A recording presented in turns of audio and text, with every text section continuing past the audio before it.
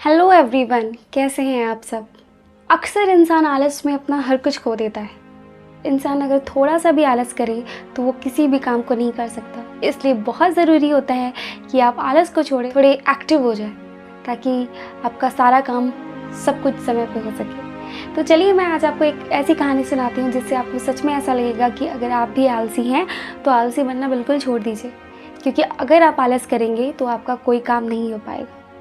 ठीक है, तो बहुत समय पहले की बात है, एक पुराने समय की बात है, जब गुरु और शिष्य हुआ करते थे। लोग आश्रम में पढ़ा करते थे।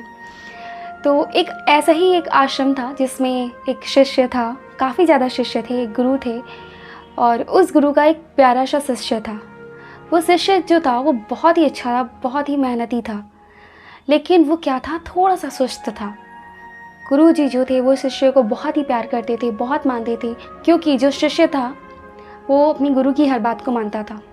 हालांकि आज के ज़माने में ऐसा बिल्कुल नहीं होता है, स्टूडेंट्स अपने टीचर्स को उतना वैल्यू नहीं देते, लेकिन पुराने ज़माने में ऐसा नहीं था। लोग अपने टीचर को अपने भगवान से भी बड़ा समझते थे, है ना। इसीलिए कहावत भी है कि अगर गुरु और भगवान खड़े रहेंगे तो सबसे पहले आपको गुरु के ही पैर को छूना चाहिए, क्योंकि भगवान से भी ऊपर किसे माना गया है, गुरु को माना गया है। खैर आगे बढ़ते हैं। तो गुरु जो थे वो शिष्य को काफ़ी ज़्यादा मानते थे, शिष्य भी उनको बहुत मानता था, लेकिन हमेशा सताते रहती थी।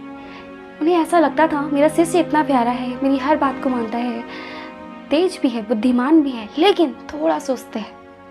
तो गुरु जी ने सोचा क्यों ना मैं इस अपने शिष्य के दिमाग को परिवर्तन करने का सोचूं, क्यों ना मैं उसे कुछ ऐसा पाठ सिखाऊं जिससे क्या हो, उसके लाइफ में एक नई रोशनी आए, एक नई उमंग आए। गुरुजी ने क्या किया, एक दिन अपने शिष्य को बुलाया अपने पास और कहा कि मैं तुम्हें एक जादुई लकड़ी दे रहा हूँ। इस लकड़ी को तुम जिस चीज़ पे सटाओगे वो सोने की बन जाएगी और वो सोना तुम्हारा हो जाएगा। लेकिन ये जो छड़ी है, ये जो स्टिक है, उसे तुम्हें क्या करना है, सिर्फ 2 दिन तक यूज़ करना है। 2 दिन के बाद जैसे शाम होगी, दूसरे दिन जैसे शाम होगी, उसके बाद से इसका असर ख़त्म हो जाएगा।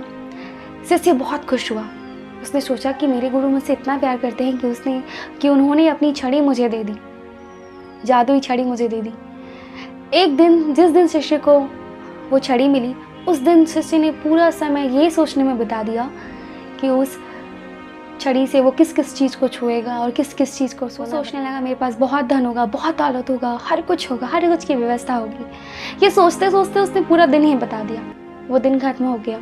जैसे सुबह हुआ, उस दिन भी उसको याद था कि वो उसका आखिरी दिन है और उसे क्या करना है, हर चीज़ को छू के सोना बनाना है। फिर भी वो सोचा क्यों ना मैं थोड़ा देर आराम कर लेता हूँ, दोपहर में मैं निकलूँगा और उसके बाद मैं क्या करूँगा, अपने लिए सोने को इस छड़ी से सब चीज़ को छू कर सोना बना दूँगा।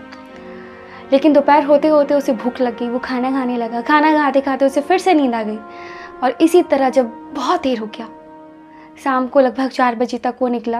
रास्ते में उसके गुरुजी मिल गए और देखते ही देखते शाम हो गई। उसके बाद उसका जो छड़ी था वो कोई असर नहीं कर रहा था। उस शिष्य ने अपने गुरु से कहा कि मुझे 1 दिन की और मोहलत दे दीजिए, मैं 1 दिन और इसे रखना चाहता हूँ। तो गुरुजी ने उसे समझाया कि नहीं, तुम्हारे पास 2 दिन का ही वक्त था और तुमने अपने आलस की वजह से अपने पास आए हुए सुनहरे मौके को छोड़ दिया। तो उस दिन से उस शिष्य को एहसास हो गया कि वो अपने लाइफ में कभी भी आलस नहीं करेगा, क्योंकि आलस जो होता है आपको कभी भी आगे बढ़ने नहीं देता है।